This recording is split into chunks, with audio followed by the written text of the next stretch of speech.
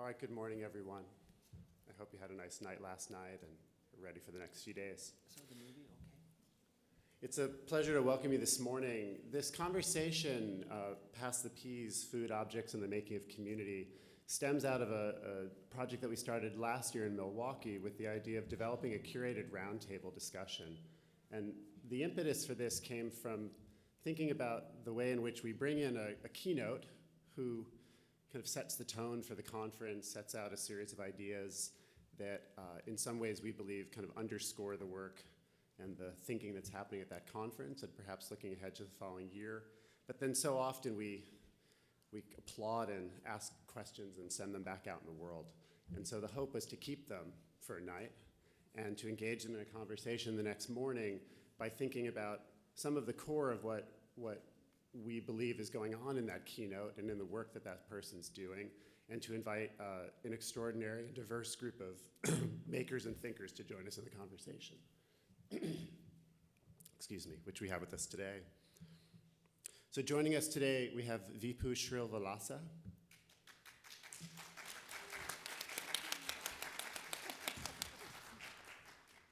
I'm not going to give formal bios. That can kind of come out a bit during the roundtable, and also if you're using the NCCA app, I know you're all using the NCCA app, you can find it there.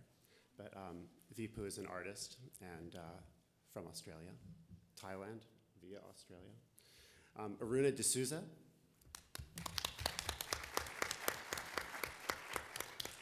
Arun is an art historian and a blogger and thinks about food, location, place, and memory.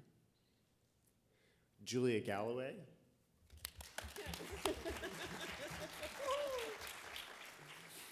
And Julia Galloway is dear to our field, is a studio potter based in Montana, and thought about her specifically in terms of a project she's developed called Local Clay, or Montana Clay, rather, and thinking about a way of looking at the state of Montana through material and the people working in that material, and almost a way of mapping a social movement within a place through making a material. And then Frederick Douglass Opie, our keynote.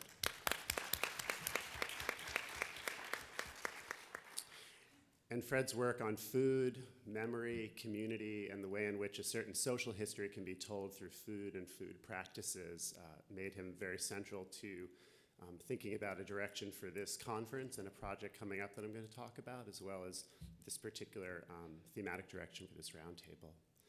And then in the middle, Namita Gupta-Wiggers.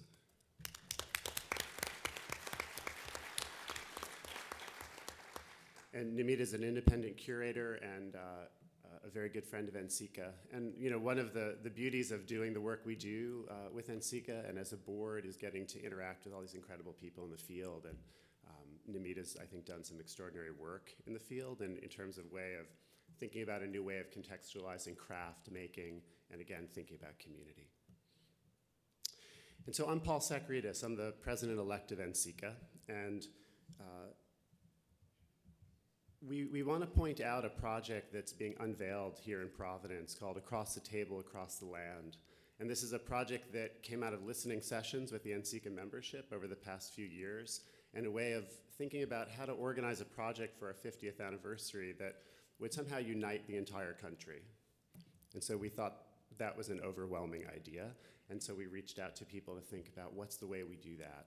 And so we've been working with Michael Strand and Namita on this project, and they will have a field station set up in the resource hall. It's right across from the NCCA table, and we'd like to encourage you to stop by that table to learn about the project and learn about the way that you and your community can become involved in it. This will evolve over the next year. It will culminate in projects and interactions with people across the country during the lead up to our 50th conference in Kansas City, and it will culminate in Kansas City with an exhibition. So it's a really exciting project, and I think it's a really important one for us to engage in right now. So without further ado, I'd like to introduce Namita to you, and I hope you enjoy the conversation.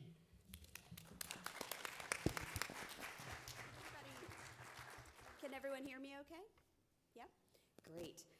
So what we're going to do is each of the presenters is going to speak for a very short time, just kind of introduce some thinking, ideas, some of the things that they're that they're working on that relate to this question about this relationship between memory, food, and ceramics and community. So it's all tying together that way. So after each person speaks, we're going to have a conversation up here at the table. Sort of think of it as a really fabulous dinner party without really great ceramics or food, but good conversation. And so we'll have that conversation for about half an hour, and then we will open it up for questions at that point. And with that, I think we're going to go ahead, if we could cue the film for Vipul, and we'll go ahead and start with the film. Is that what you prefer? I talk first. Okay, we're actually gonna, Vipul's gonna speak first, and then we'll do the film. So why don't you let him know when you're ready for the film, and we'll go from Okay. there. Okay, thanks. I'm talking. First of all, I would like to thank George for having me here, and also Leslie, who organizing a lot of things for me. I hope I won't disappoint you this morning. I'm a Thai-born Australian artist, so you will probably hear my different accents, Australian and Thai mixed together. And English is not my first language, so please bear with me. Or if I speak too fast, or you don't understand what I'm speaking, just tough. So I hope you're gonna like my talk that I prepared for you this morning. So let me entertain you.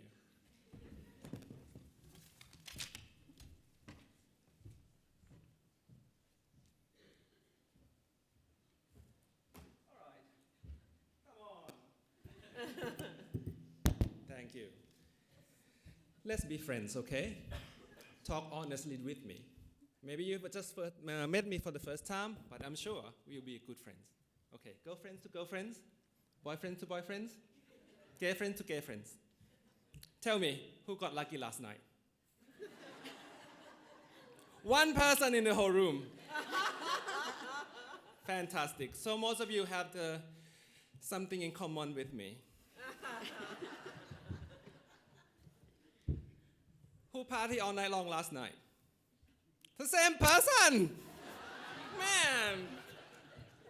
Can I join you? Who went to bed after midnight last night? Wonderful. Who did the party last night? No party? No party animal here? Wonderful. So if you party last night, you did it right. NCCA is all about party. You come here to party. Party and friendships. And NCCA is all about love. Love of food, love of friendships, and love of clay. Basically, NCCA, we could say it's all about community, food, and ceramics. Basically, it made for our topic today, right?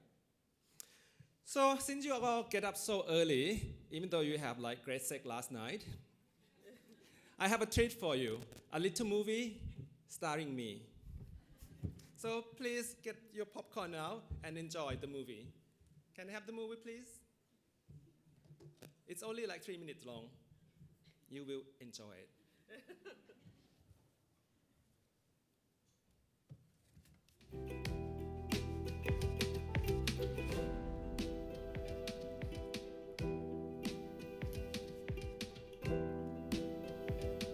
I like to create opportunity for people to meet and do something together and hopefully build some kind of relationship or network.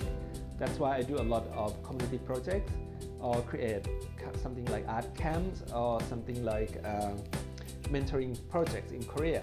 My work kind of, the way I work like this with the community and with food or putting people together, is kind of presenting my idea of different cultures could come together through art and food. From my experience, some people have different religions or different cultural background, but if you give them really good food, they could be friends really easily.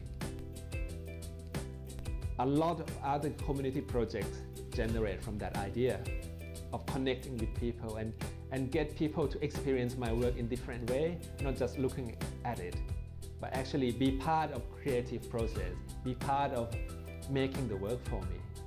by helping them making work, they're also helping me making my work for an exhibition or for a project. I like working with people and working with food because it just makes me happy. By making other people happy, it's kind of make me happy, and when I'm happy, I make a great work.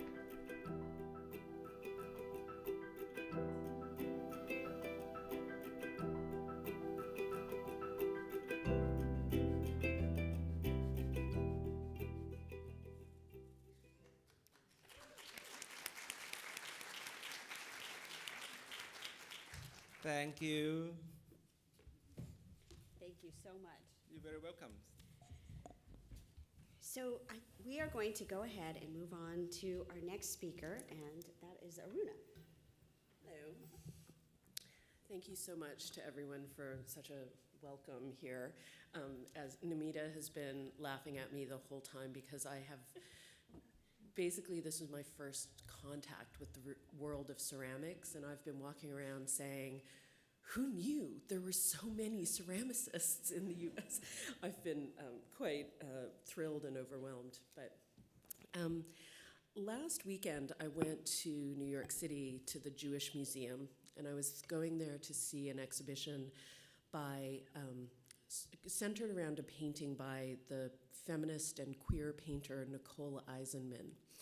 And Nicole's painting was on the theme of a Passover Seder. And the painting is fabulous. It's members of her family sitting around a table, but there are other guests at the table, and the other guests have these monstrous heads and these sort of comical, cartoonish kind of aspects. And each member of each guest at the table, even her family members, are painted in a completely different painterly style. So you can see a bit of Impressionism, you can see a bit of James Ensor and symbolism, you can see abstract expressionism. It's all going on in the canvas.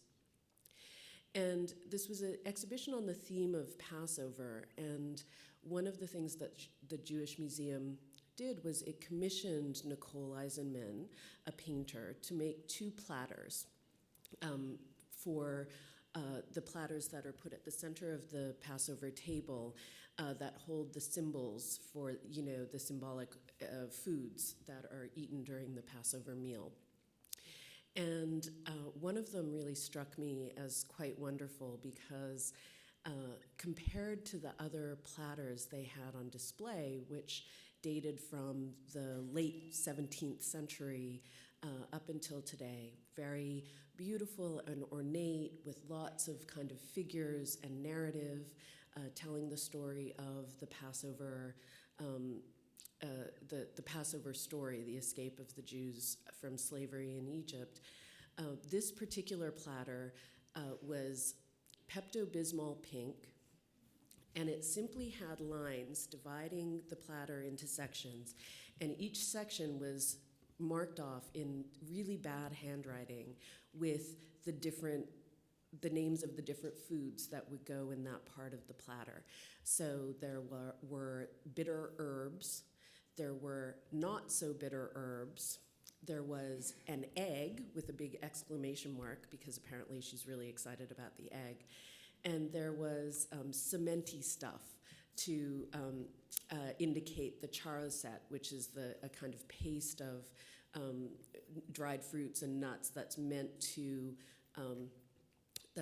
represent the materials that the Jews were forced to use to, in their slave work in Egypt, right? So all of this there. And it struck me as such a wonderful kind of object along with the painting, because it was this great thing of both affection and respect and a sense of humor, but also slightly ambivalent, like she was standing apart from all of these rituals and holding them in sort of quotation marks, having a sense of humor about them, having a bit of distance about them. And I think especially, her relationship to these long traditions based on often sort of very long histories of patriarchal culture for a feminist artist like her. She has to negotiate those kinds of histories in terms of her personal politics, her queer politics as well. And so I loved this platter because it seemed to kind of introduce a complication into the question of family gatherings, of celebrations, of how food brings us together. And so I was thinking of my remarks today in relation to that. I write the most depressing food blog of all time. I write about not always, or not mostly, or not even very often at all, maybe twice. I write about how food connects us to family, how food brings us together, how food creates community. I call it the anti-eat, pray, love, because I'm actually interested as well in the way that food and gathering and coming together can also be a space of trauma and sadness and bad memories. I was thinking about the happiest, I wasn't thinking about the happiest meals of my life.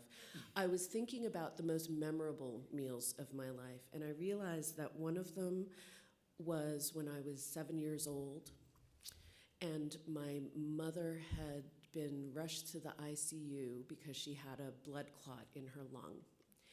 And my dad was taking care of me and my 5-year-old sister, and he made shrimp curry for dinner.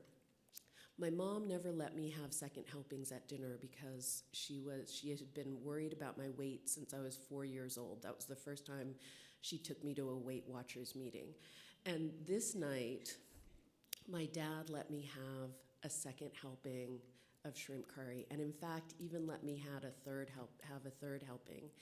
And I remember this so vividly because at 7 years old, I had this conflict of being so happy that I finally got the second helping, but knowing that it was because my mom was in the ICU, having that awareness. I remembered the last meal I ever cooked for my husband on the night that I told him that our marriage was over. It was polenta with a wild mushroom sauce. And I loaded the plate really high, and I took it out to there was like a little sort of study separate from the house where I had banished him to till he could leave the house the next day and check into a motel.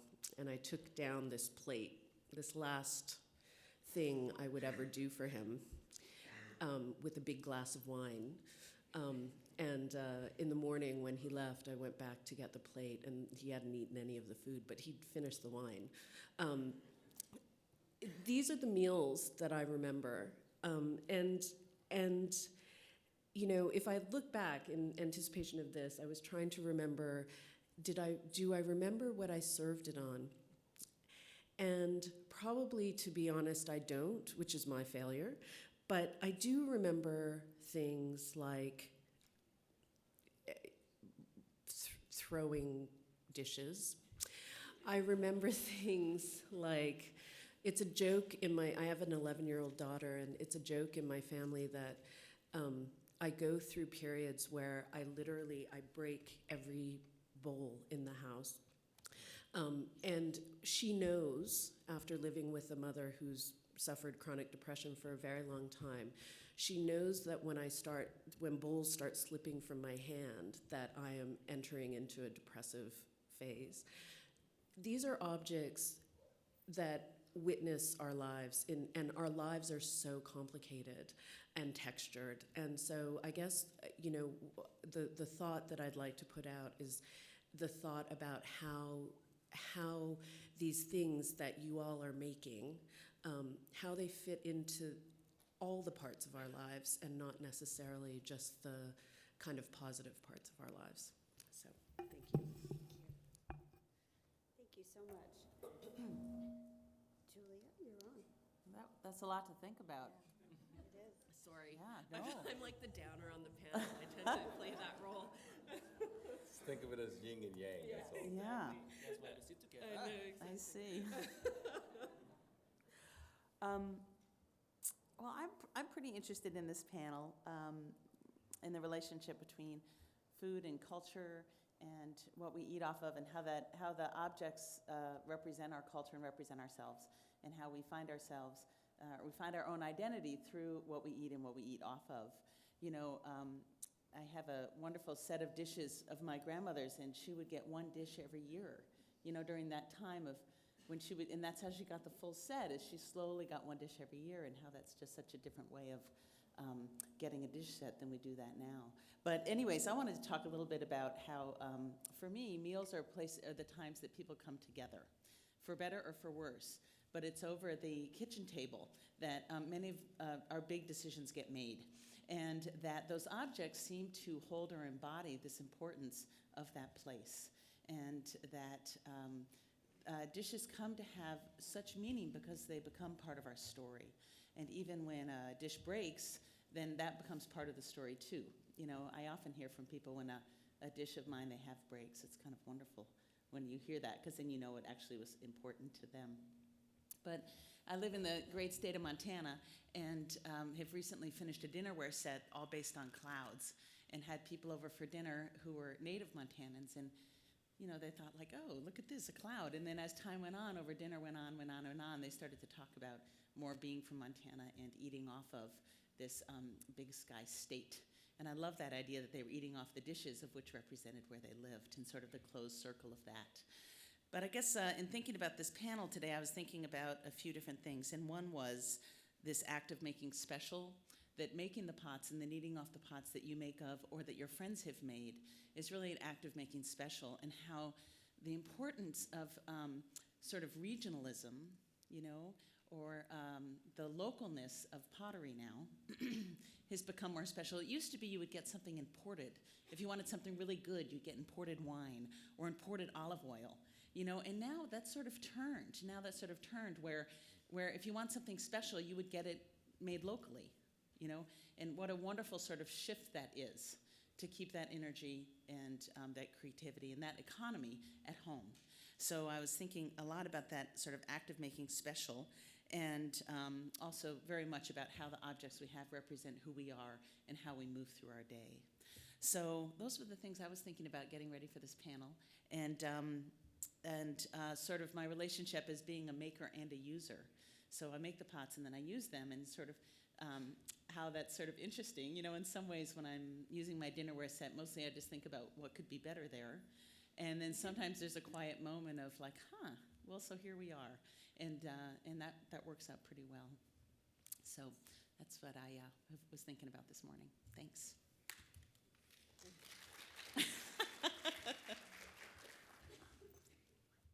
I have a bit of Zora Neale Hurston on the brain just because of the nature of what's going on right now. The book came out in January, so I've been doing a lot of book discussions and interviews.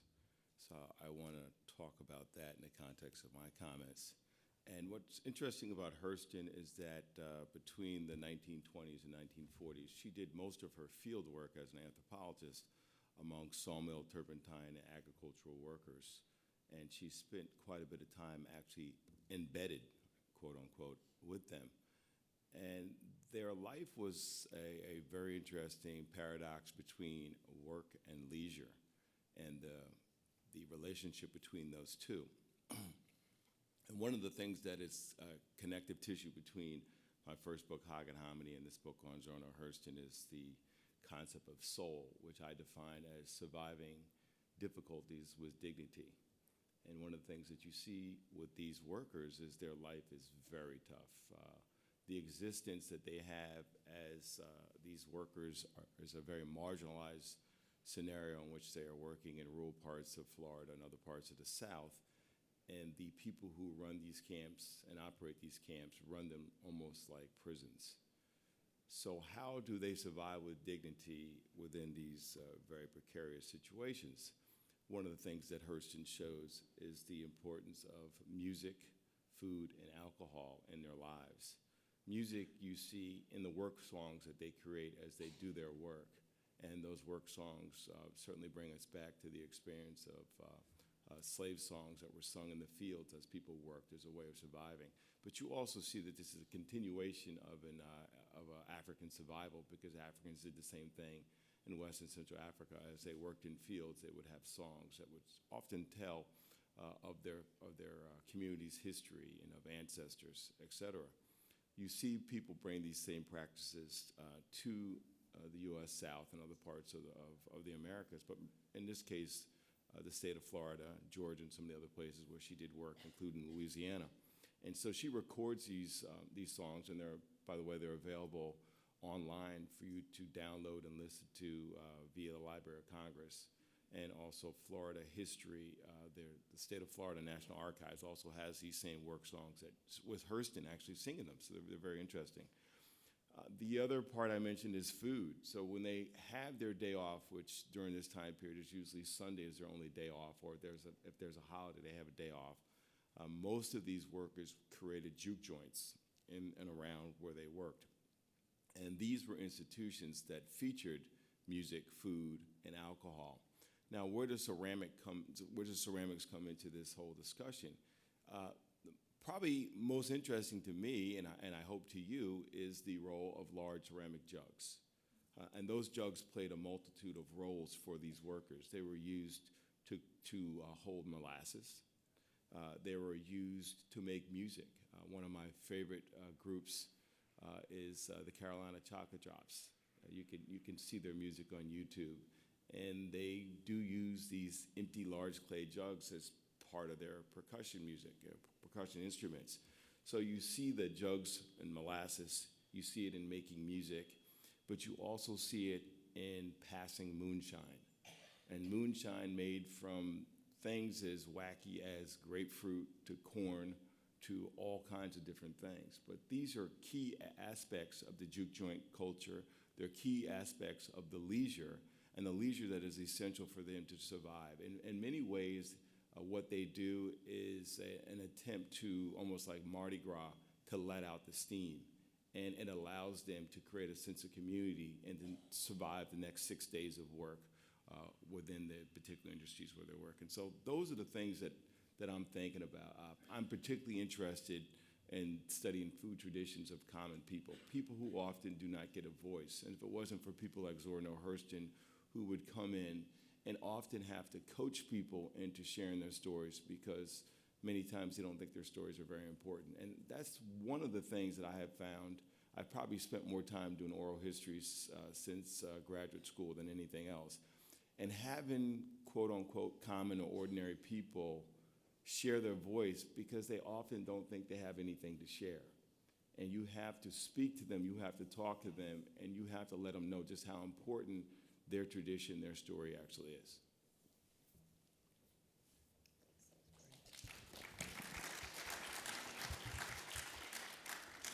Thank you all so much.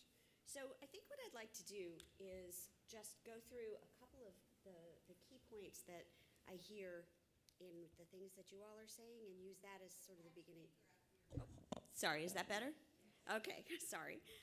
So I'm going to go through and just mention a couple of key points that came up in the conversation so far, and then use that as sort of a trigger. And when I ask the questions, I want us to just kind of just jump in. Don't feel like we have to go down the line or anything like that, but just jump on in. So the thing that's interested me in being on this panel is also the fact that so much of the conversation that I've had in the past several years in craft conferences and with people is about this relationship between the slow food and the craft movement, and that we need to somehow find some way to connect craft to slow food. Well, ceramics is kind of a given there, because the other craft media don't have access to the table in exactly the same way. I mean, you could argue that glasses and wine and such do, but ceramics really, I mean, we've got a place at a table in a way that other craft media don't. But there were a couple of things today that kind of made me kind of think about this in a little more nuanced way, not only for what's happening now, but also what are the possibilities of what could happen with the relationship between ceramics and food and community going into the next several years or our lifetimes. I was really struck by the way that Vipu was talking about how food brings communities together. And it also made me think about the way that sometimes ceramics brings communities together, or smaller subsets of communities through anagama wood firings or other kinds of experiences that are specific to the ceramics community. And is there something in there that we can kind of tease out a little bit about ways that those kinds of experiences could then become a bigger kind of a thing?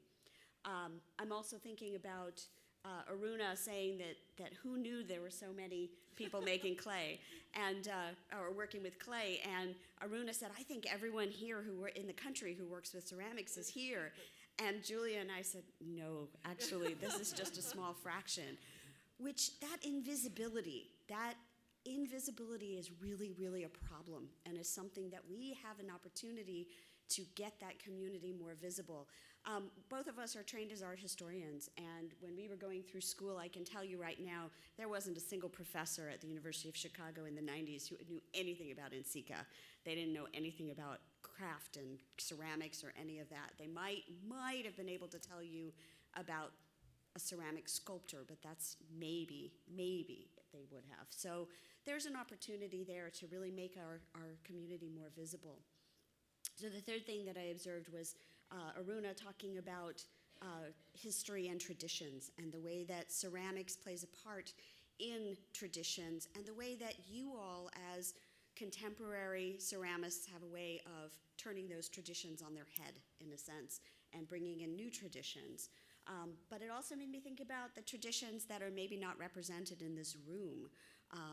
It made me think about some of the things that happen in the Indian community, which are kind of crazy about the way community gatherings happen.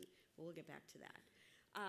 The other thing Aruna brought up was the question of community is not always about celebration. And actually, Fred has some interesting interviews on his blog about funerals and some of the food cultures that come about, food traditions that come about in preparing food for services in that regard. It also made me think about localism. Julia brought up localism and the power of localism right now. And something you and I also talked about offline was the way that Montana clay really brings a focus to the relationship between the potters and the more academic makers, and sort of gives a different flavor to localism, where it's not just about, it's about building a local community in a different sort of way. And the last thing is thinking about the importance of stories. One of the things that came up with the Object Focus the Bowl exhibition that I did at Museum of Contemporary Craft, there's a publicist named Betty Sinclair who said, everybody has a bowl story.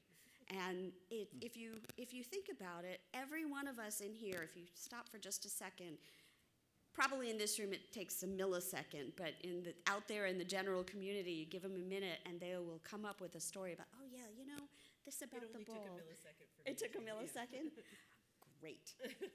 So thinking about that with, you know, just the stories, the jugs, the platter, all of these kinds of things. So I think what I'd like to do is actually start us off then with a bowl story. And I'd like each of you to share a bowl story. And what I'm trying to do is to get us to flip to talk about the ceramic object as the way of getting into food and community, rather than the way that we normally enter into conversations about about community. So do you want to share your bowl story?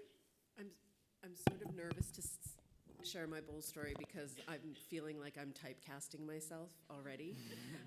But my bowl story is just my most vivid memory of a bowl is that I had the first time my parents met my now ex, when we were together. We were living together for a summer in Paris, and my parents had come to visit, and it was a little uncomfortable because they were not terribly traditional, but traditional enough Indian parents that the fact that my boyfriend and I were living together was a problem. And So I was trying to compensate by cooking a lot and cooking really things that I thought they'd enjoy. And so I cooked this beautiful ratatouille thing.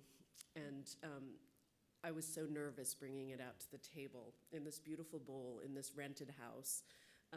I was so nervous bringing it out to the table that it just slipped from my hand. You can see that I have this like very nervous relationship with pottery. But anyway, it slipped from my hand, and it was I mourned that. I was like a kid where the ice cream falls off the cone onto the sidewalk. You know that thing. It was that same feeling. So anyway, that is my bowl story. So you drop it. I dropped it, and it broke, and so the food was ruined as well as the bowl. Oh. I know. You come to my workshop, I teach you how to repair it. Okay, thank you. Anybody else want to jump in with a bowl story? Go ahead, Vico. You go ahead. I'm thinking about it. If you're both Yeah, let's go working see. on one, I have one. Yeah, go. All right. So my prenuptial agreement was, will you let me cook and be comfortable with it? It didn't take a lot of convincing with my wife. She bought right into that. But I've always enjoyed cooking. I am a bit of a narcissist in my work because I like food and I like cooking, and that's why I do what I do. So it's just the reality of it. The thing I have been perfecting the last, 2 years or so, I had a trip out to San Francisco for a conference for LASA, Latin American Studies Association conference, San Francisco. And one of the things I always do on a conference is just go touring, see what I can find on my own, whether it's walking or running or something. So I went down to, anybody here from San Francisco? Okay, so the renovated pier front that they have with all the shops there, there's, on my blog, foodisthelens.com, put the word empanada. There's a little corner empanada shop. I mean, it's a rincon, as they say in Spanish. It's a little small corner shop. Looked like somebody rented a closet, basically. And there's an empanada shop there. And the empanadas, I mean, they're just, I don't want to think about it too much because I haven't had a lot of breakfast and I would get very hungry thinking about it. But they're incredible. There's the savory ones I mentioned last night, cooking with mushrooms. So there's a savory one with mushrooms. I've been a vegetarian for a very long time. I still eat largely like a vegetarian. There's chicken, meat ones. But there's also sweet ones. And not only did he have these great empanadas, Argentinian type empanadas, but the guy was high tech. So when you bought your empanada, he had his iPad set up and one of those square page things where you could just swipe it. I mean, it just was super cool. He'd send you your receipt via your Gmail account. So I was just really impressed, and I did a little video on it. But when I came back home, I was on a mission to make my own empanadas. So it's something I just did, I think, yesterday or the day before. Particularly if I'm having a really difficult time, I start cooking. It's one of the reasons why I don't work at home, because I wouldn't get a lot of work done. I'd be in the kitchen cooking the whole time. Mm-hmm. So I have this very large bowl that I use to make the masa or the dough for the empanadas. And it's one of those things that as soon as I break that bowl out, everybody knows what's about to happen in the family. We have this large island, wood block island, where you can do your thing. And then the other part of the things I really like to do to relax is go to thrift stores.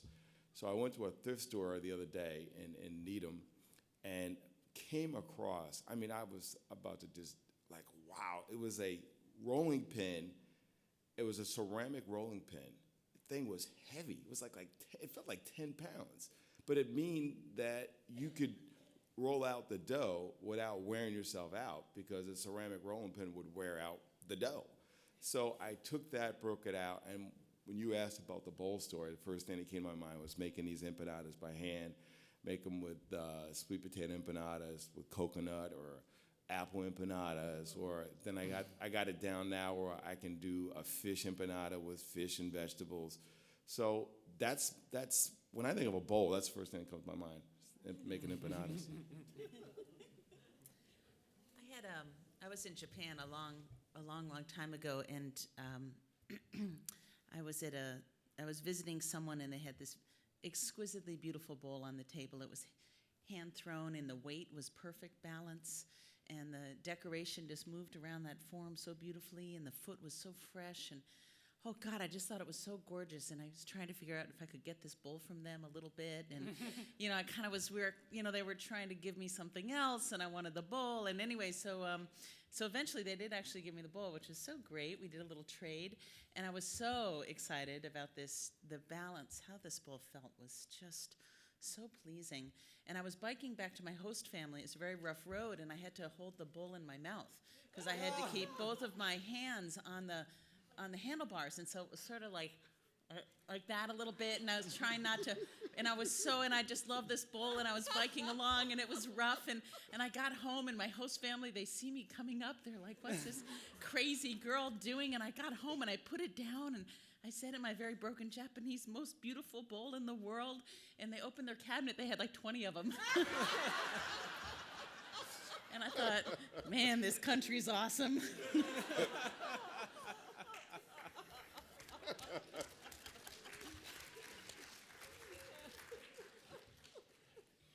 Well, I wish I have some story like as fun as you. Now my story is gonna be like so boring. I shouldn't say it anymore. But I know you want to hear it, right? I don't know if I have one story about bowls because I'm an artist, so I buy a lot of bowls, and my cabinet full of bowls. So I see bowl is like fashion thing, like you dress up in the morning. I open my cupboard, and I feel like today I want to look sophisticated, so I choose a really cool bowl that make my breakfast look really good, and I feel good all day long.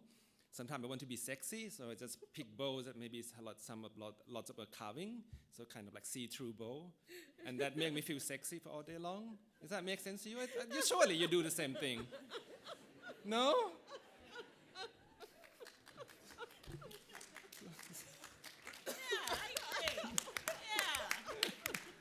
So that's my bowl story. So one of the things about ceramics is that ceramics is about these everyday objects, the way, and this conversation is, it's so easy for us to talk about these things that live in our everyday lives. The thing about ceramics is it's about both these things in your everyday lives, and then also, as you brought up, it's an opportunity for us to then extend that into more deeper questions about criticality, about cultural critique, about bringing up questions of feminism and patriarchy, and kind of taking tradition into another place. And I'm just really struck by, as we went around the table, everybody had certain sort of very personal, but also very kind of public, very common kinds of traditions that you're talking about with the table, with these objects. And I wonder if we could think about, let me do it this way. One of the things that I was struck by when I was reading Fred's book, Hog and Hominy, and I talked briefly with Aruna about this, is when you grow up in the Indian community in the United States in particular, there's events called pujas. It's when everybody comes together and you're worshiping a different god. We always, when I was growing up, went to the puja for the goddess of learning, Saraswati, because your parents made sure you were there saying, make me really smart and get an A on all my tests, right? So the way the food gets served at these events, though, is in those metal tins, that you get at the grocery store, or it's in that Corelle that's white with the little spray of blue flowers, or Pyrex. Not a lot of attention in Indian culture with community gatherings to the servingware, and yet this is the place where everybody comes together. And it made me think that there's opportunities to rethink or help our communities, wherever you are, to help them rethink some of those kinds of traditions. And I'm going to put everyone on the spot and sort of say, where do you see an opportunity that maybe the ceramics field hasn't addressed, that could be more of a conceptual project, or it could be more of a pragmatic project, like, if you're going to worship the goddess of learning, just please take a really pretty bowl or something at least, right? But what do you think? Well, Namita and I were talking about the Corelle plates because I grew up in Western Canada. My parents had immigrated from India. And every time we went back to India, one of my mother's sisters would say, "Bring me a set of Corelle dishes." And my mother had 8 sisters and a brother, right? So over the course of my, from birth till I was graduated high school, every time we went, we had one set of Corelle dishes to gift to one of my sisters. And then once I graduated high school, the cycle started again because those Corelle dishes needed to be replaced. So, and I was talking last night to there's an artist group in residence right now at RISD called Rax Media Collective, and who are also from India, and they're working on a project in the lobby of the RISD Museum, so if you have a chance to go and see them. But they also talk a lot about storytelling, culture, diaspora, memory. And so I was talking to Monica last night about this and the Corelle dishes, because she remembers them too, not just people here, but Indians back there. And it's because in India, for middle-class families, you have someone who comes in to wash the dishes, right, to clean up the kitchen after the cooking is done. So someone will come in around 10 o'clock, clean up all the dishes and leave. And Indians have this idea that you can't have anything breakable, because then the person washing the dishes, the maid washing the dishes, will break it. And so they eat, my family in India eats off stainless steel plates or Corelle, because Corelle is literally unbreakable. You can't break the stuff.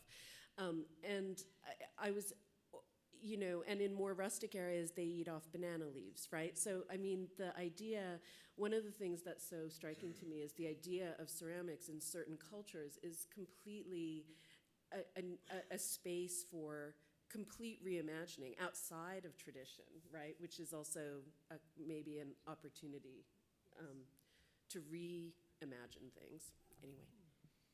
Sorry, I was thinking too much. I lost your questions. So thinking about traditions, but also thinking about places where well, as you said, making a space for ceramics to redefine traditions in a way that's can be very pragmatic and practical on the table, but also a conceptual kind That's of way very too. big. It is very big. I'm It's a just big an artist, panel. you know. I'm just an artist. I'm just an artist, and that's a really big question for artists like me.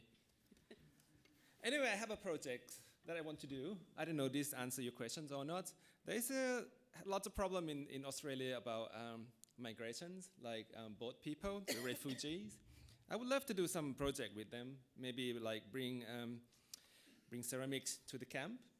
Maybe ask them what food do you remember from your hometown, and then get the Australian come and cook for them, and using my ceramics plate as a vehicle to serve them.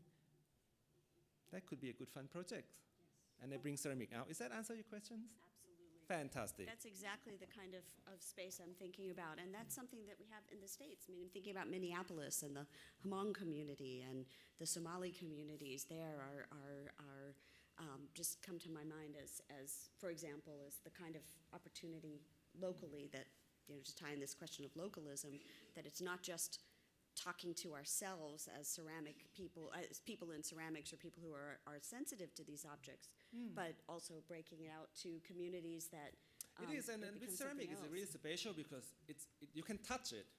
And when I work with guests or participants in my workshop, I ask them to make a bowl, or ask them to make some object, and I teach them using clay, and they touch it, and then when they touch it, their brain doesn't work the way they used to be. They kind of open up and they start telling story to me. Some stories are really intimate, some is really, really funny, but it's open up people.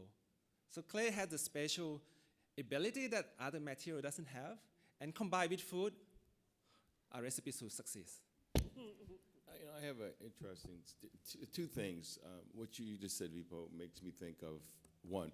We went on a family vacation to a retreat with my family, and they had a pottery, I don't know if you call it a barn or a pottery space, where you could come and make something right from clay.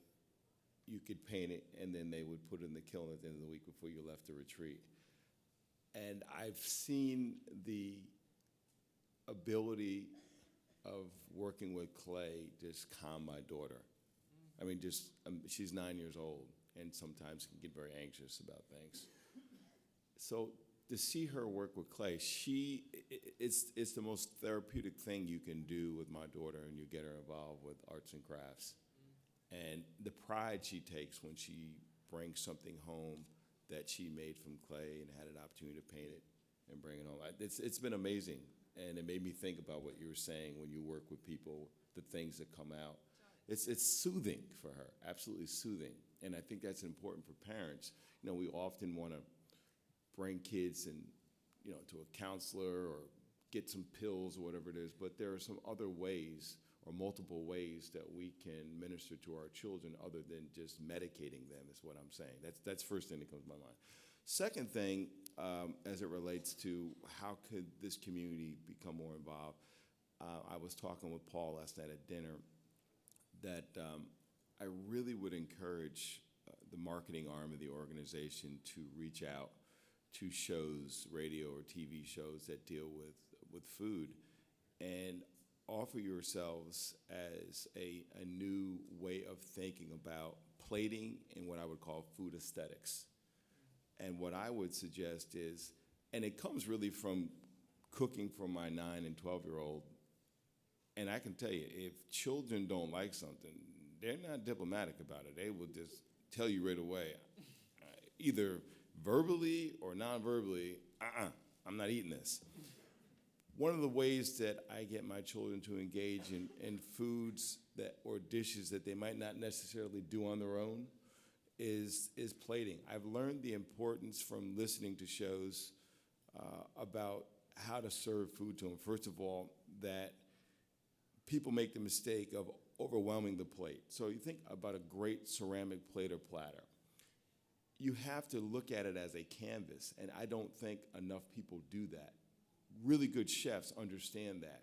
So having a great canvas is essential to the presentation of the food or the food aesthetics that I'm talking about. So that's one of the things I have learned, is to take great ceramic plates that we have in our house, not overcrowding it, using it as a canvas, and creating an aesthetically appealing dish that the children, you can just see it. As soon as you put it in it, they, you know, one of those kind of experiences. So I think that's something that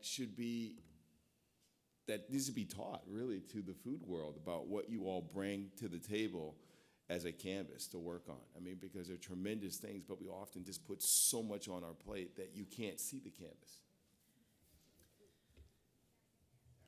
I love this subject. I really struggle with this, about how to get ceramics out into the world a little bit more. And, you know, things like Obamaware. You know, Ayumi Horie did this project with Obamaware, raising money for the Obama campaign. And Obamaware was just weird enough that everybody Googled it. You know, that term was just weird enough that when he was running for president, everybody Googled it. And suddenly she influenced more people than I will in my entire life, you know, through this actually quite small fundraiser that she did. So I think in some ways, more active online is going to help sort of get us, get handmade objects out into the world differently. But I'm a real proponent of, you know, starting at home. And I was thinking about, with dogged or Mackenzian dedication, trying to get all of my neighbors to use handmade pots. It makes me crazy that they'll get like artisan bread and then they'll eat it off of like the ugliest dish ever. And I feel like if you figured out this is good bread, you can figure out this good dish. So, you know, I have like once a year I put all of my seconds out on a table in my backyard, and my neighborhood just comes and gets them. And now there's a line. They line up ahead of time now. It's a sort of big thing. Now I serve coffee. You know, it's a little bit outrageous. But I think it starts at home, and I think it starts at home with, you know, having people use your pots, and I think it starts at home with education. It's ridiculous to me that so few pots are in any art education, any art history curriculum. Come on, what's up with that? You know, like, I think it starts at home, and I think that it's just by sort of asking questions like, well, you know, what about the blah, blah, blah? Like, I found questions, so powerful things. You know, so it starts, you know, like I made all of my faculty drink off of coffee cups. It was very subtle. I just put them around and got rid of the styrofoam, and pretty soon they were all drinking out of coffee cups. And my students made mugs for all of the professors who seemed, as they said, least likely to use a handmade thing, which translated into math and business professors. So they made all of these cups, and they did a thing where they called, it was called a mug a week, and they would go around and have the professors use a mug for a week, and then they would take them back and go to the next department, and they'd use them and they made the professors use them during lecturing. So all of the students would see the professors use these handmade mugs, right? And it actually kind of upped the savviness of some of the professors. So anyways, the next Christmas sale, guess who shows up? That's right. So I think, online is a different kind of region. You know, there's like regionalism online too. But I think I'm pretty interested in that kind of one-on-one interaction. And the more people who are sort of doing one-on-one interaction, the more it sort of spreads out. I have a cup story too. Can I tell my cup story? So after one of my bouts, I don't drop pottery anymore. I just want you to know that. The past 2 years, I haven't dropped pottery. We kind of loved it. You could get more. I know. But after about 2 years ago, after one of my bouts of dropping, in this case, coffee cups, I put out on Facebook, I put out a post that was sort of a joke, but it said, I'm now accepting submissions for an exhibition to take place on my kitchen cupboard shelf of mugs. And what was hilarious is that 8 of my Facebook friends actually sent me handmade cups that I then had to photograph and post on my Facebook page to show that the exhibition had taken place. And it was That's a really cool idea. it was great, and it was something that I put up just as a sort of just to be stupid on Facebook, but it was it actually turned into something which was kind of wonderful. Facebook is really powerful. Facebook is hugely powerful, and in fact, everything that has happened in my life, including being invited here, has happened because of Facebook. Yeah, actually, in the last few years, But I do this food blog, and I actually do cook, and the recipes are actually good. They won't make you cry or anything. But the at a certain point, you know, I'd been taking pictures of the food, and at a certain point, a bunch of my artist friends started saying, like, you've got to step up your game. And I was thinking about this when Julia was talking about the sort of the power of the local. Because at that point, I turned to, I don't know if she's in the room even, Amrita Lash, who is there's Amrita, who is a local ceramicist whose work that I knew, and said, would you lend me some dishes so that I could take pictures of it? And actually, when I was invited here, another local ceramicist, Jackie Zeter-Sedlock, who I do see back there, saw my name in the program and said, oh, Williamstown, and contacted me and said, would you like to do borrow some dishes for photos? And it was such an incredible reminder of how those relationships get developed in a local context, and Zico made it happen, at least in the case with Jackie. I mean, we hadn't met beforehand, but the bringing together now, you know, I feel so much more pressure with these photographs, because not only do I have to make the food look appetizing, but I actually have to make the pottery look good. And I'm not an artist, I'm not a photographer, so that's like the special challenge. But it does, you know, to me, it's sort of a wonderful thing of, you know, so much of my food writing is about sort of local sourcing of ingredients and things like that, that, you know, having this local sourcing of the things that I'm eating or presenting them on is really, it's sort of a wonderful kind of thing, that possibility, I guess. So I want to open this up for questions. Is there anyone in the audience who would like to join the conversation? There's a microphone. Yeah, there's a microphone right there. Take this opportunity taking an Instagram photo. Okay. Hi, can you hear me? Okay. So my question is kind of about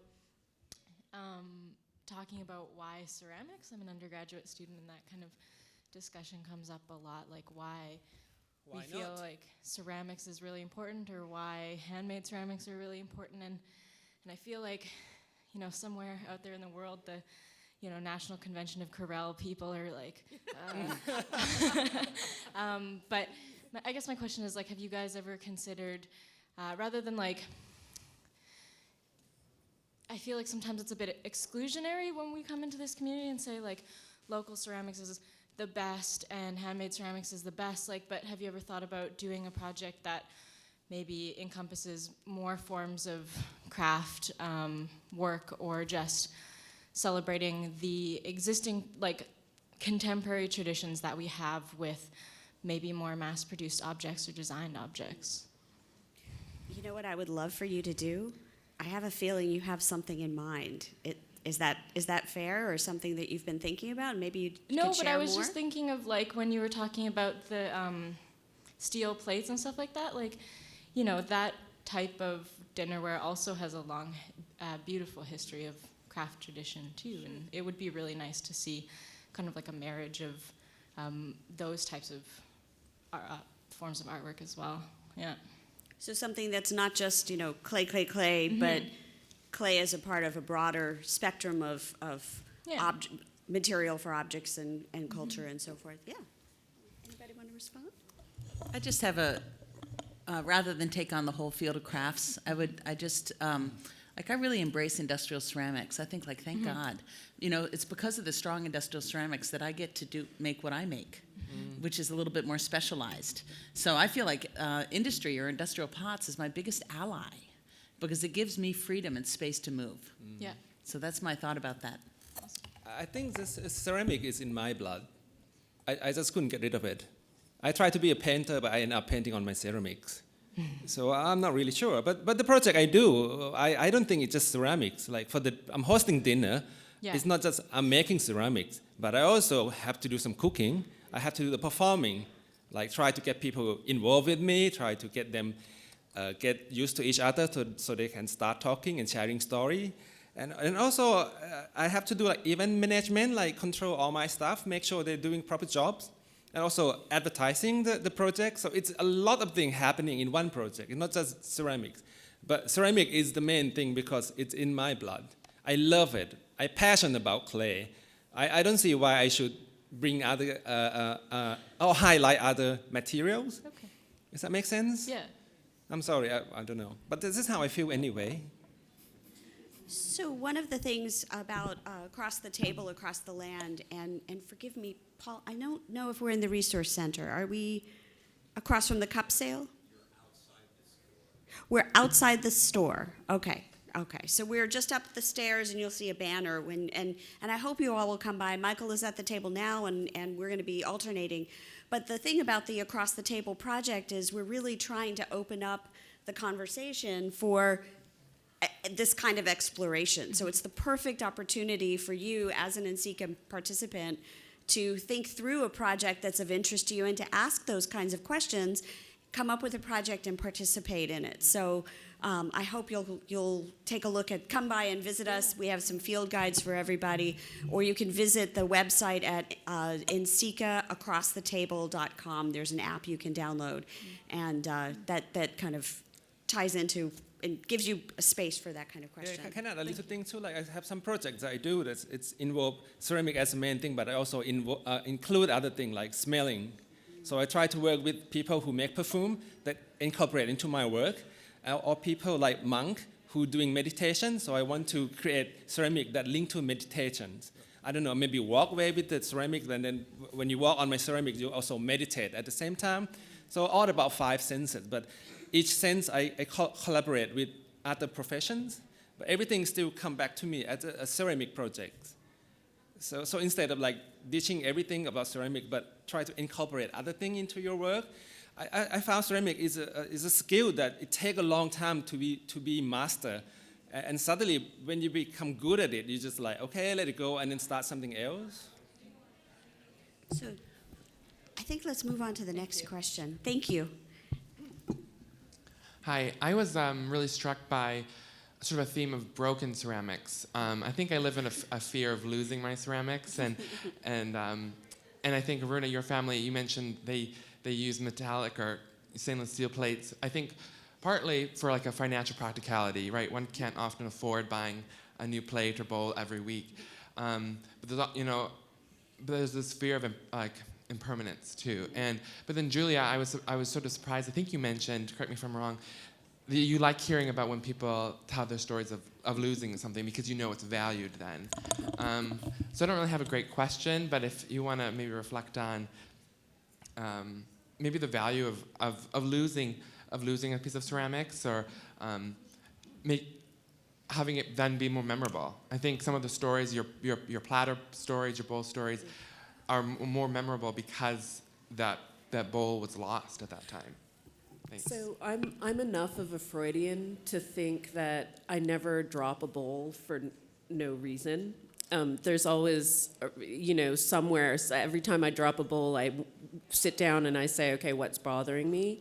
And so for me, the moments of breakage are really significant. I mean, I go through these periods of like dropping all the bowls. I mean, it's hugely embarrassing, actually. But I go through these periods, and they're always tied to this sort of subterranean something's going on. And so for me, the breakage is the value of impermanent objects is not simply the kind of value you place on them while they're whole, but the kind of tea leaves, the way they function as sort of tea leaves about when they start to disappear. So, I mean, I think of that a lot. And, when I dropped the bowl of ratatouille, it wasn't just the bowl that was broken, it was the food that was broken. And it was, in this moment of high anxiety about a change in my relationship with my parents and all of that stuff. And, you can tell I think about things too much, but, that I do think there's some beauty in that, in thinking about those moments just as narrative. I have a comment related to your question. First of all, I didn't think it was a question that was insignificant. I think it was a very profound question. I don't realize how important a piece of ceramic is to me, a vessel that I use to drink or eat with, until it's actually till it's broken. I have I would call it a ritual, probably a culinary ritual. Every morning when I get up very early in the morning before the family does, to try to get myself together before I see them. And I take a very large ceramic mug, fill it with water, hot water, very hot water, and then I put a little bit of lemon juice in as a way of cleansing my body. And it's just something I do every morning. And the times when that mug has gotten broken and it's almost sacrosanct in my house, don't touch that mug. I mean, it's kind of how, I probably never said it, but I think they all know it. Don't touch that mug, because the times when they have broken, my wife has seen how I have stopped, paused, and looked like I was just in a really bad car accident, or I got news that a significant relative has died. That's the feeling I have, and I've never thought about it until it happens. So I almost take it for granted until I see it break or somebody says it's broken. So I very much understand what you're talking about. I grew up in Bolivia with a strong tradition of clay, and I saw people cooking on beautiful pots called chiñamis and eating out of pottery, very basic, humble peasant pots. And the food has a different taste. And if they break, it's all right, because they're cheap, you can replace them. So I think that because we love clay, we make beautiful plates. We enjoy the work that other potters make. I'm constantly buying it. When I have people over and friends, I tell them, look at this beautiful plate. When I eat, it's not just the food for my body. It's food for my soul. Look how beautiful this plate is, be inspired by it. And I talk about the glazes and the styles of whatever they did. I think that is our mission, and to educate our friends and spread that in that way, so everybody knows and enjoys and uses more handmade pottery. There's a very strong movement today of coffee shops and restaurants that suddenly they want handmade pieces. There's a market opening for all of us. We should go and have it. And I have one more tip for you, Fred. Write it down. And for everybody else, I just discovered this. 903 Chalkstone Avenue, Los Andes Restaurant. You will find the best Bolivian salteñas. We don't call empanadas, salteñas. Los Andes, Chalkstone. What's the address again? 903 Chalkstone. Just go there. You will love them, and everybody else. Thank you. Thank you. Los Angeles. Los Angeles. I'm there. So, Los Andes. Okay. Los Andes. Here. Here. Here. Oh, Yeah, I'm there even sooner. All right, good. Beautiful, there for beautiful. dinner. Just one more little thing. I invite everybody. Tonight, 8 o'clock, Steve Braffman has a forum at the Omni. Clay Stories. Come to listen our clay stories. Thank you so much. You know, the taste thing is something that we tend to finish our dishware, tableware in the States, but it made me think about how in India, when you drink chai on the street, they're made in unfired clay, little clay vessels. And if you wait too long, they start to take on the flavor of the clay itself. And then basically what happens is you drink it and then you just toss it, and basically there'll be a little makeshift stand and there'll be a pile of broken, unfired clay pots right there, and then those go and they get recycled. But the taste thing is something that there's an opportunity there for somebody in here to play with the flavors that shift when you don't fully fire it or glaze it in the end. Yes, go ahead. All right, hi. I was just wondering, I guess when I approached ceramics, I was pretty young, and my first experience with the handmade was actually in someone else's home, which changed my life because I fell in love with clay and ceramics, but I also found that important to have in my home forever. And I guess my question is, do you all have the handmade in your home, and do you find that more enriching to your lives? Sounds like yes. Yeah, I mean, I think I've become more aware of it, not just even ceramics, but glassware as well, that I've become more aware of it, especially as I've had to think about photographing food as well, you know, not just serving it to myself or my daughter, but actually like presenting it visually. But yeah, you know, I can't afford to buy a huge amount, but I buy what I can and admire it even if I can't, so. Well, sorry, it's a little bit of a no-brainer for me. But it was, you know, my neighborhood has a lot of my pots now, and it was kind of great the other day. I was leaving the house, and one of my mugs was on the dashboard of my neighbor's truck next door. And that was a sign that he had enough pots that he didn't mind having one roll around in the car. And that seemed really great. Like, aha, we have passed over the threshold of that being a precious object to that being like, I'm going to use this nice thing every day.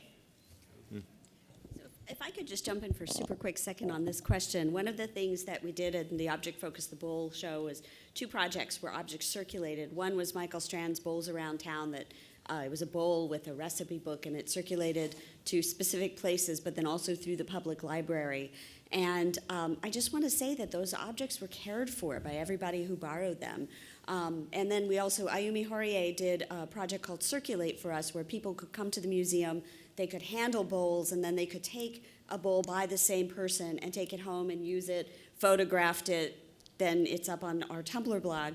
And I think the thing that really struck me is watching people with their children and people who you know, their kids had not been used to carrying around something that was really important and special, but in that way, that could break. It didn't necessarily belong to them, so they took extra care. But I've actually talked to some of the families that participated in that project, and there has been a different attitude towards the things in their house based on that experience, because they are caring for the things that they have differently. They've also started having other conversations about just everyday life and what you can do to make your life more beautiful and so forth. So it's an opportunity to teach people to care for things in a different way when you do get handmade things into people's hands that aren't used to holding them. Yes? Hi.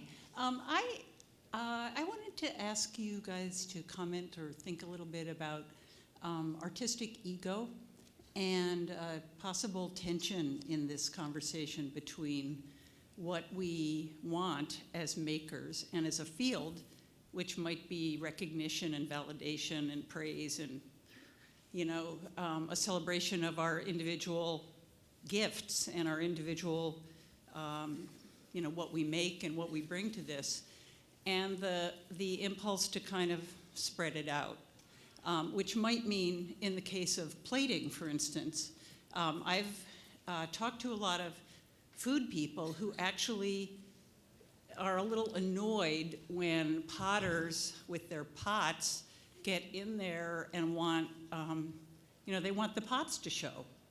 And the food people want the food to show. So what they want is a white plate, because that sets off the food the most neutrally.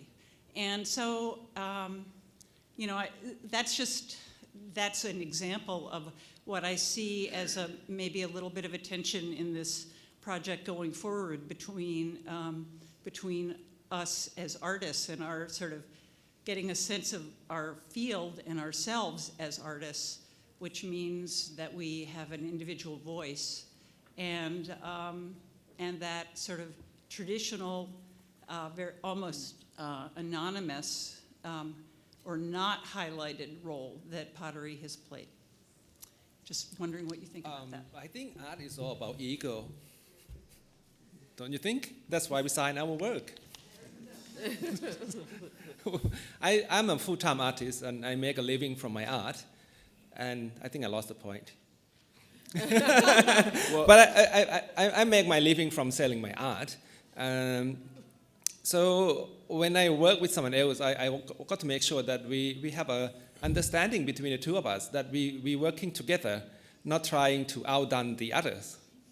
And so far, I'm very lucky. I have no problem at all working with chefs or other people, even though I'm like really out and loud, but they're kind of happy to work with me. I'm very conscious of the kind of the sort of tension that you talk about between the kind of emphasis on the pottery versus the emphasis on the food, because, you know, that's how I work. And it was funny when I went to Jackie's space a few weeks ago. We were looking at her work for me to sort of borrow a few pieces to use in photographs, and some of the most beautiful pots, were things that I couldn't use because there was no way of putting food on them. But I mean, to take the photograph so that I would do justice to the pottery as well as do justice to the food. And so, but happily there were plenty of things that would work beautifully. But there is that. It was, I think, the first time that I've sort of been conscious of the fact that there, it's not. I have a very I have a big resistance to over-aestheticizing food because I'm very conscious of a kind of everydayness and not wanting to emulate restaurant. I don't want to be a chef. I don't want to emulate what I see as a very macho kind of world of foodieism and all of that stuff. And to go back to a previous question about industrial pottery and stainless steel and all of that kind of stuff, I actually think there's a kind of beauty to be found in the extreme lack of aestheticism that one finds in everyday food practices. And so that's really one of the things I'm very interested in. And so, I do think there are really interesting questions that, that can be thought around these things. To what extent does the emphasis on the aesthetics of the experience, what does that say about us and how we've turned food into this symbolic space? And to what extent does being able to think about food symbolically or meals symbolically, to what extent does that arrive out of a certain kind of privilege where food is not just the sort of sustenance that may be hard to come by, but actually can take on this symbolic weight. And so I'm always interested in those questions too, because every time we talk about food and beautiful meals, we're talking often unconsciously about a kind of privilege that 60% of people on this planet don't experience, right? So there's all of, just from a purely intellectual point of view, I just think that's always really interesting to think about. Hi, I'm a food photographer, and so I have the Instagram account @food if you want to look at my work. It's just plain FOOD on Instagram. But this conference has really opened my eyes, because I used to think I just wanted to photograph on white plates. But now I'm going to take up the challenge of using fancy pottery and photographing it with food to see if I can do it, because I love challenges. Because here's the disconnect that also happens with food in America. People think that ceramics is an object that sits on the shelf. And all the pictures of ceramics that I see, even at this conference, of beautiful cups and tea sets and containers, there's no food in them in the pictures. So that gives me the vision of this beautiful object sits on a shelf. And that's how I see it displayed. So as an American, that's how we treat beautiful objects, that they're not utilitarian, like the woman said in Bolivia, but rather it's something special that we put in our cabinet and we don't integrate with our life. And the same thing with food, that beautiful things are,